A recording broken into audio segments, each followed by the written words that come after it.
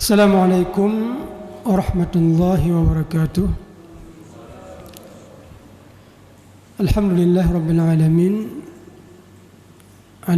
Wal aqibatu lil muttaqin ala umuri dunya waddin. Asyhadu an la ilaha illallah wahdahu la syarika lah.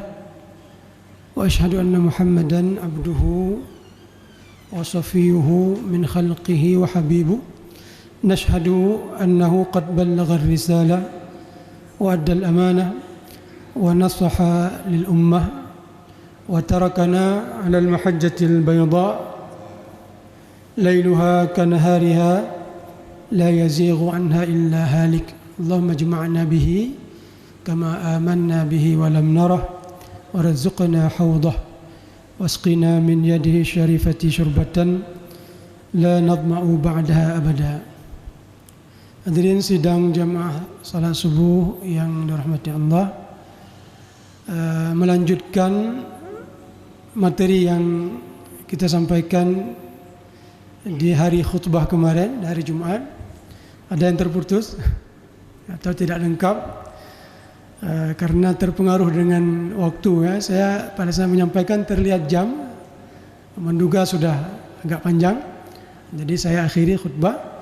Sedangkan materinya belum tersampaikan secara lebih detail dan lengkap.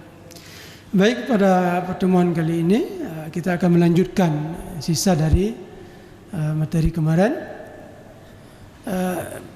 Pembicaraan tentang isi khutbah secara umum kemarin itu berkaitan dengan keutamaan bulan Dzulqa'dah, bulan yang sedang kita jalani ini.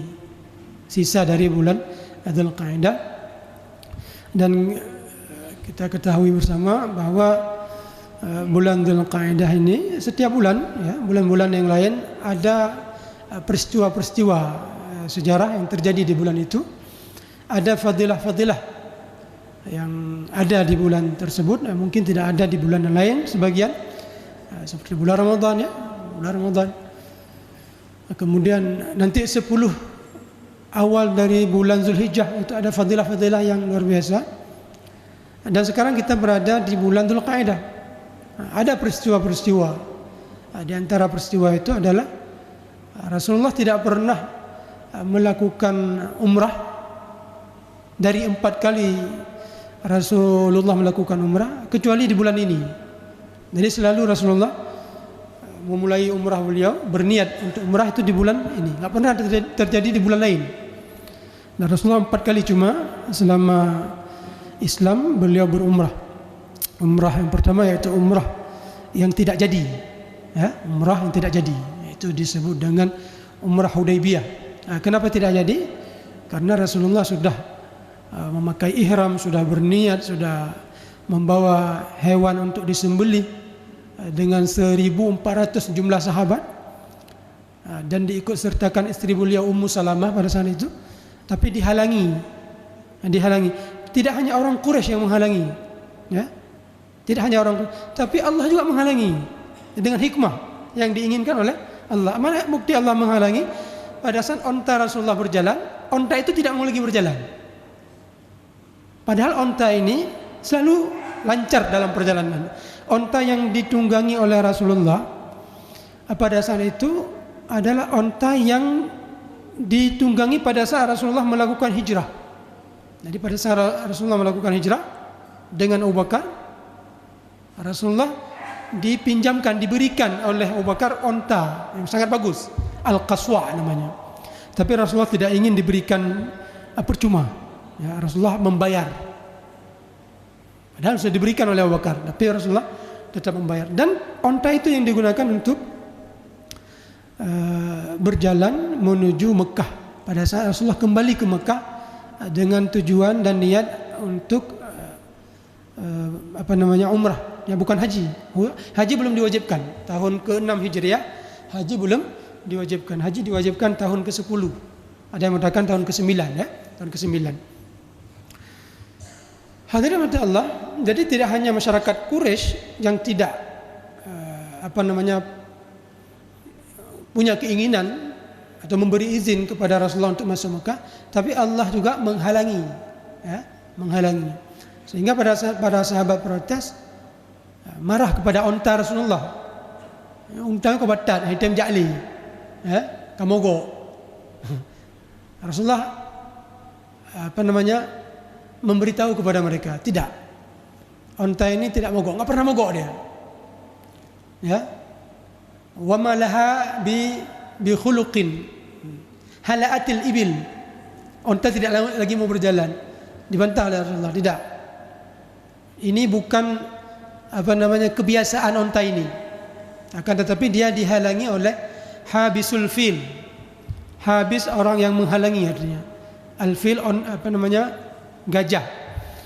Nah, dia dihalangi untuk berjalan oleh yang pernah menghalangi gajah. Itu pada masa Abraha ingin menghancurkan Ka'bah. Gajah tidak mau bergerak lagi. Ketika sudah mendekat Ka'bah dihalangi oleh Allah. Demikian juga unta Rasulullah dihalangi oleh Allah. Jadi dia tidak mau lagi berjalan. Maka di situ Rasulullah mengatakan, kalau saat ini, hari ini orang Quraisy ingin berdamai dan meminta apa saja yang mereka inginkan, ya, apa yang mereka inginkan itu ada unsur mengikat silaturahim, maka saya akan penuhi. Itu kata Rasulullah. Dan akhirnya terjadilah yang kita sebut dengan perjanjian Hudaybiyah. Ini yang sisa dari materi yang tidak kita sampaikan kemarin. Ada 4, ya. Ada 4. Yang pertama, Rasulullah tahun itu tidak boleh melaksanakan umrah. Kenapa tidak boleh? Karena bek malai kamu. Alasan orang Quraisy, kami sudah siap-siap menghalangimu Muhammad. Ya, harga mati. Nyodron tetap memaksakan diri untuk menerobos, makanya muka kamu di mata penduduk Arab semuanya. Ya, nyo berhasil Muhammad dan para pengikutnya lolos ke Mekah, kami muka kamu malai, ya, malai di hadapan masyarakat Arab. Maka untuk tahun ini Muhammad, ya, mohonlah, tolong untuk tidak masuk, ya. Okey, Rasulullah terima. Tapi tahun depan masuk selama 3 hari. Tahun depan Rasulullah diizinkan untuk masuk, yaitu tahun ke-7 Hijriah. Itu disebut dengan umrah qadha. Kenapa disebut dengan umrah qadha? Karena menqadha umrah kemarin yang tidak jadi, ya, tidak jadi dilaksanakan oleh Rasulullah. Tapi di dalam kitab-kitab sirah, umrah kemarin yang tidak jadi itu juga dihitung umrah. Kenapa dihitung umrah?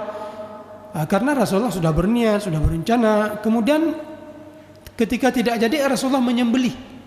Jadi kalau kita sudah punya niat untuk ke Mekah, baik untuk haji atau untuk umrah, namun dihalangi atau terhalang, fa in uhsirtum famastaysara minal hadi. Jadi kalau kalian tidak berhasil melaksanakannya, dikepung, maka sembelihlah 1 ekor hewan sembelih. Nah, gitu. Famastaysara minal hadi. Jadi Rasulullah menyembelih. Jadi imbalannya tetap fahala, ya, fahala umrah, fahala niat. Maka para ulama menghitung umrah Rasulullah itu walaupun tidak jadi beliau lakukan sebagai bagian dari umrah Rasulullah SAW. Itu butir yang pertama. Butir yang kedua, ya, bunuh malai awak Quraisy, ya. Butir yang kedua, tidak ada perang di antara Rasulullah dengan masyarakat Quraisy selama 10 tahun. Selama 10 tahun. Jadi pada saat itu tahun ke-6 Hijriah. 10 tahun kemudian berarti tahun ke-16 Hijriah. Ya. Rasulullah wafat tahun ke-11 Hijriah. Sekiranya dalam rentetan waktu 10 tahun ini masyarakat Quraisy tidak melanggar isi perjanjian poin kedua ini, Jadi perjanjian poin kedua, tidak ada perang selama 10 tahun. Nanti setelah 10 tahun kita lihat kembali. Ternyata di 2 tahun kemudian mereka sudah melanggar. Sekiranya mereka tahu Rasulullah wafat ya tahun ke-11 Hijriah, mungkin mereka tidak mau melanggar. Sekiranya mereka tahu tahun Rasulullah wafat tahun ke-11, dia meninggal Rasulullah baru tak mulai hilang. Hanali pemimpin. Tapi takdir Allah tidak demikian. Takdir Allah mereka tidak bersabar sampai 10 tahun. Sehingga di tahun keduanya, tahun ke-8-nya mereka langgar.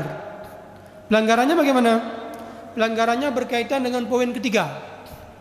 Poin ketiga isinya, siapa yang mau berkoalisi dengan Muhammad, silakan. Dari masyarakat Arab semua, siapa yang ingin berkoalisi dengan Muhammad silakan. Maka Khuza'ah berkoalisi dengan Rasulullah SAW. Dan siapa yang ingin berkoalisi dengan Quraisy, silakan. Ada satu kabilah namanya kabilah Banu Bakar. Kabilah Banu Bakar ini berkoalisi dengan Quraisy. Banu Bakar dan Khuza'ah ini pernah terjadi cekcok di masa jahiliyah dulu. Maka 2 tahun setelah ditandatangani perjanjian Hudaybiyah ini, cekcok ini kembali muncul. Ya, antara Banu Bakar ini menyerang Khuza'ah ini. Dan Banu Bakar ini meminta bantuan ke Quraisy. Quraisy memberi bantuan. Dengan Quraisy memberi bantuan, maka mereka sudah melanggar isi perjanjian di poin ketiga ini. Padahal tadi 10 tahun tidak berperang, tapi karena mereka sudah membantu koalisi mereka untuk menyerang koalisi Rasulullah SAW, maka tiba saatnya bagi Rasulullah untuk menyerang Quraisy. Memang selamanya kami dapatnya celah untuk lawan. Inilah celah bagi Rasulullah SAW. Kenapa pada saat itu Rasulullah sudah mendapat celah? Karena selama 1-2 tahun itu perjanjian, masyarakat Quraisy, orang-orang yang berakal di kalangan mereka berpikir, nyodah budoi, khususnya anak-anak muda. Nyodah budoi, pubudoi ayah kamu, pubudoi Muhammad sallallahu alaihi wasallam. Pikir dikaji, dibaca. Makanya Islam ini bisa berkembang dalam kondisi damai. Nyodah saling berperang, enggak mungkin orang bisa berpikir secara jernih. Maka Khalid bin Walid baca, dah budoi. Amr bin As baca, pelajari, dah budoi. Akhirnya satu lagi, Utsman bin Talhah, kalau saya tidak salah, yang keluarga mereka ditugaskan memegang kunci Ka'bah. Berpikir mereka, nyudah yang betul. Akhirnya mereka menyimpulkan yang betul Muhammad sallallahu alaihi wasallam. Muhammad jamu, dan muda-muda sama-sama dengan kamu, antum itu mengut, antum muno-muno, ada macam-macam. Ya. Nya sedangkan ayah kamu cik urang kamu duri. Ya, pakcik kamu urang kamu duri. Setelah mereka berpikir dengan tenang di sela-sela perjanjian damai 2 tahun itu, akhirnya mereka memutuskan masuk Islam. Datang ke Madinah, berjumpa Rasulullah, sampai Rasulullah mengomentari masyarakat Quraisy sudah melemparkan orang-orang pilihan mereka ke kita. Ya. Masyarakat Quraisy sudah menyumbangkan untuk kita orang-orang pilihan mereka. Amr bin As, Khalid bin Walid, 2 orangnya menang katib hal. Ya. Maka pada saat Rasulullah mendapat celah orang Quraisy ini melakukan perjanjian, maka Rasulullah memanggil para sahabat. Tanya akan melakukan Fathu Mekah di tahun ke-8. Tolong rahasiakan, jangan sampai berita ini tiba ke masyarakat Quraisy. Karena baik sampai terjadi lagi baralam, saya kena jauh umrah. Ternyata sudah ketahuan oleh Quraisy kita melakukan umrah di tahun ke-6 kemarin. Sehingga mereka bersiap-siap untuk memerangi kita. Kali ini jangan sampai ketahuan. Tapi Nasiro, seorang sahabat, nanggoknya Abi Balta'ah, Hatib bin Abi Balta'ah. Hatib bin Abi Balta'ah. Beliau sahabat yang sangat mulia. Termasuk beliau ikut berperang di perang Badar. Termasuk beliau dipilih oleh Rasulullah menjadi utusan Rasulullah untuk membawa surat Rasulullah ke Muqawqis di Mesir. Ya. Jadi Abi Baltahnya gujuk surat Nabi untuk sampaikan ke Muqawqis. Bismillahirrahmanirrahim bin Muhammad sallallahu alaihi wasallam ila azimi Misra. Fa inni ad'ukum ila al-Islam, ya, kami mengajak engkau untuk masuk Islam. Kemudian beliau mengatakan apa? Saya tahu memang akan ada nabi terakhir, Muqawqisnya. Tapi menurut long selamanya nabinya akan muncul di negeri Syam, bukan di Mekah. Tapi hendak pula, ya. Bentuk dari saya memuliakan dia, dikirimlah 2 orang budak perempuan, 1 budak laki-laki. Dikasih kuda juga, bukan kuda ya. Namanya dalam bahasa Arab bagal. Bagal itu hasil perkawinan antara kuda dan keledai. Keledai ibu kahwin dengan kuda, lahir anak je nanti bagal. Bagalnya hanya manuk le je. Ya, hanya manuk le. Karena apa kan? Karena ini hasil perkawinan dari kuda dan keledai. Lahir bagal. Nan bagalnya bulbul, nanan bulbul. Jadi salah seorang wanita yang dikirim Maryah, yang kemudian Rasulullah jadikan sebagai istri beliau, ya. Dan lahir seorang anak dari Maryah ini yang bernama Ibrahim. Kemudian kembali kepada Hatib bin Abi Baltah ini. Kondisi ekonomi Hatib ini selama ini dalam kondisi pas-pasan, ya. Karena beliau hijrah dari Mekah ke Madinah, dan di Mekah tidak ada famili yang beliau tinggalkan. Mungkin gemai mendung Madinah. Jadi Hatib ini sudah menduganya bakal dimenangkan oleh Rasulullah. Peperangan kali ini sudah bakal dimenangkan oleh Rasulullah. Dia nggak bisa membaca kekuatan di antara kedua pihak. Nyolong baik sampai rugol, ya. Maka beliau mengambil keputusan mengirim surat ke penduduk Mekah untuk Rasulullah akan menyerang Mekah. Makanya beritanya lu sampaikan dengan imbalan tolong menjaga harta yang long tinggalkan di Mekah. Wahai penduduk Quraisy, ini saya sudah membocorkan rahasia kepada kalian. Ini rahasia sangat mahal nih. Tapi imbalannya apa? Tolong harta saya yang ada di Mekah itu kalian jaga. Jangan kalian apa-apakan. Nah, kalau kalian setuju, maka saya akan beritakan rahasia ini. Begitulah kira-kira. Maka belum sampai surat ini tiba ke Mekah, ternyata Rasulullah sudah diberitahukan oleh malaikat Jibril bahwa ada seseorang yang membawa surat ke Mekah. Maka Rasulullah mengirim Ali bin Abi Thalib dengan 2 orang sahabat yang lain untuk mengejar surat ini yang pada saat itu dibawa oleh seorang wanita, ya, supaya tidak mencurigakan. Rasulullah menggambarkan tempat. Ali, tolong engkau datang bersama 2 orang sahabat yang lain ke tempat ini. Di situ kamu akan menjumpai seorang wanita yang pada wanita itu ada surat, ya. Dikejar oleh Ali sampai tiba di tempat itu dan berjumpa dengan wanita itu. Diminta, mana surat yang kamu bawa ke masyarakat Quraisy? Wanita ini menjawab, tidak ada. Enggak mungkin tidak ada. Karena Rasulullah tidak pernah berbohong kepada saya. Rasulullah enggak pernah berbohong, dan saya juga tidak pernah dibohongi oleh Rasulullah. Maka pasti ada. Tidak ada, enggak mungkin. Kalau kamu mengatakan tidak ada, maka akan saya telanjangi kamu. Maka jadi hukum orang penyelidik, bisa-bisa saja dia melakukan salah satu cara. Kalau mereka sudah meyakini bukti yang sangat kuat si fulan ini bersalah, untuk melakukan penyiksaan, supaya dia betul-betul mengakui. Nah, ini yang dilakukan oleh Ali bin Abi Thalib. Salah satu penyiksaan batin kepada wanita diancam dengan ditelanjangi. Nyo hanejuk surat lumpulun. Ha? Baik malek, akhirnya wanita ini mengeluarkan surat. Diletakkan dari rambutnya ni. keluarkan. Maka dibawa surat ini ke Rasulullah. Kemudian Rasulullah menyusun misi kembali dan memanggil sahabat tadi, kenapa engkau mengirimkan surat ini?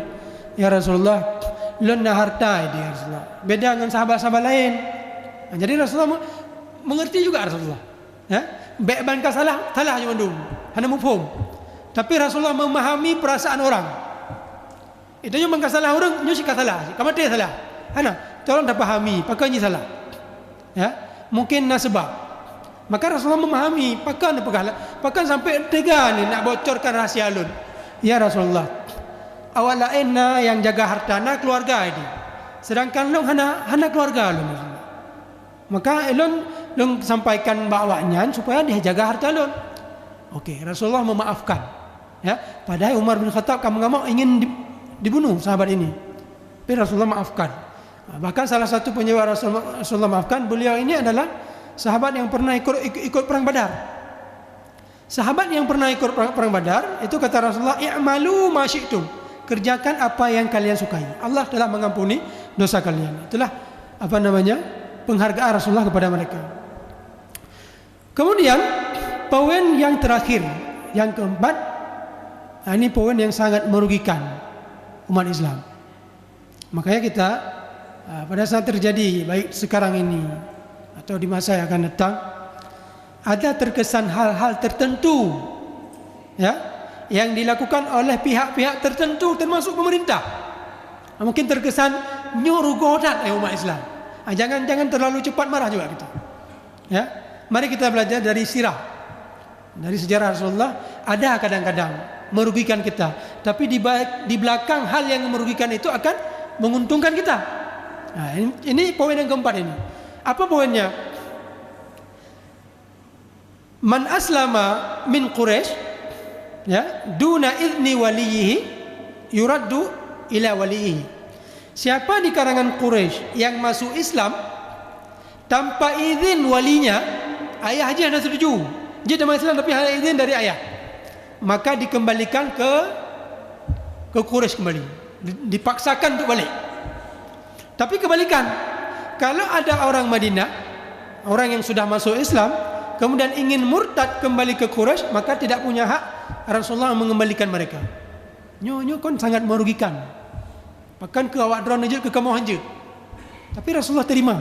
Tak masalah. Ya, tak masalah. Maka yang menandatangani perjanjian itu di pihak Quraisy, seorang sahabat yang pada saat itu dia belum jadi sahabat, belum masuk Islam. Namanya Suhail bin Amru. Beliau namanya. Suhail ini anaknya namanya Abu Jundul. Abu Jundulnya kata orang Islam, kata orang Islam. Tapi pada saat beliau ingin melarikan diri ke Madinah, ditangkap oleh ayahnya dan diborgol. Ya, dikurung di rumah. Tapi pada saat terjadi perjanjiannya, bagaimana caranya beliau lolos sampai tiba di tempat perjanjian, dan setelah ditandatangani perjanjian itu beliau menerobos ke barisan Rasulullah SAW. Ya, balik ke dekat baru 2 minit yang kelikat selesai tanda tangani, beliau menerobos ke barisan Rasulullah SAW. Nyan kekendiaannya. Nyo Muhammad balik datangkan mentang. Ya, balik datangkan poin yang keempat, kalau ada dari Quraisy masuk Islam tanpa izin dari walinya, nyolong ayah. Nyo nyolong kajak bawa rok. Mekno. Ya, balik keno. Nyo balik datangkan mentang.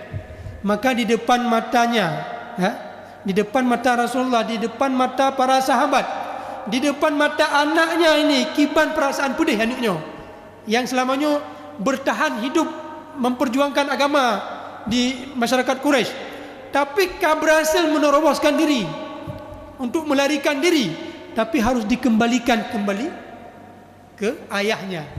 Ya, sampai dia menangis-nangis, sampai Umar bin Khattab gejak. Gesuk puding Umar bin Khattab, gejak di samping Abu Jundulnya. Harapan Umar, Abu Jundulnya getarik puding bak ke Umar untuk gepoh ayahnya. Karena apa? Fa inna damahum damu kalbin.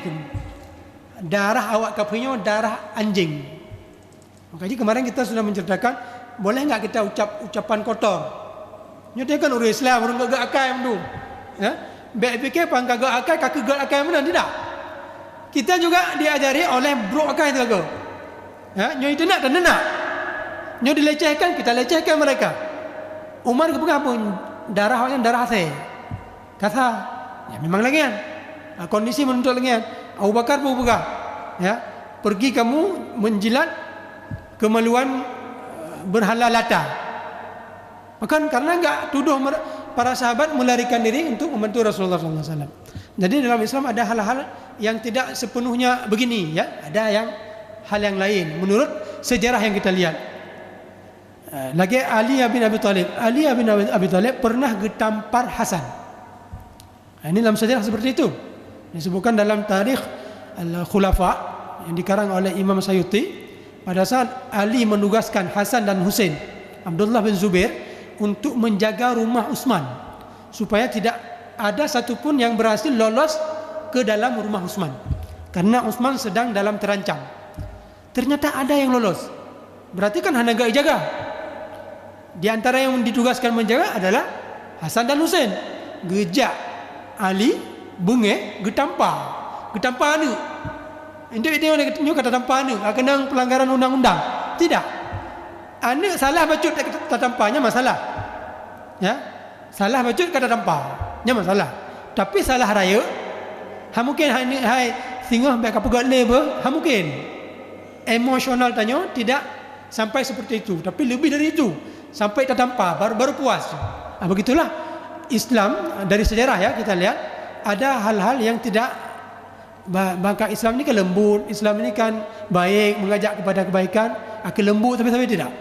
Ada juga sekali-kali kita dituntut untuk kasar sesuai dengan kondisi. Baik, hadirin Allah, kita sudah selesai di poin keempat dan singkat cerita anak dari Suhail itu tadi yang tadi berhasil terobos dikembalikan ke ayahnya. Akan tetapi Rasulullah mengatakan, wahai Abu Jundul, isbir, bersabarlah. Fa inna Allah sayaj'alu laka makhraja, faraja. Allah akan memberi jalan keluar engkau dan teman-temanmu yang ada di Mekah. Maka di kemudian hari apa? Mereka kelompok pemuda-pemuda ini yang sudah masuk Islam tapi tidak diizinkan untuk ke Madinah, maka mereka membuat komplotan pemberontak. Ya, pemberontak melarikan diri bukan ke Madinah, ke sebuah tempat di mana tempat itu menjadi jalur perdagangan orang Quraisy menuju negeri Syam. Maka di tempat itu mereka, kalau ada kabilah Quraisy yang melewati, mereka merampas harta mereka. Merampas melarikan diri. Sampai akhirnya masyarakat Quraisy selama 2 tahun itu kewalahan dan datang ke Madinah berjumpa dengan Rasulullah Muhammad. Nyo zaman kata buka perjanjian poin yang keempat, nyona yang tamang Islam maka dikembalikan. Maka poinnya kita batalkan. Ya, kalau ada yang mereka yang ingin ke Madinah silakan aja. Kenapa kan? Karena keberadaan mereka di luar Madinah itu mengganggu perdagangan masyarakat Quraisy. Makanya Rasulullah tadi sudah mengatakan, isbir, ya bersabarlah, nanti Allah akan jadikan jalan keluar. Salah satu jalan keluar, ini kecerdasan mereka. Walaupun kamu hanya jauh Madinah, tapi kami harus melakukan sesuatu. Dan sesuatu yang mereka lakukan itu yaitu merampas harta orang Quraisy sehingga mereka kewalahan, bujak dia. Ya. Mudah-mudahan faedah yang kita dapatkan di pagi subuh yang berbahagia ini. Lebih dan kurang saya mohon maaf. Wabillahi taufiq wal hidayah. Wassalamualaikum warahmatullahi wabarakatuh.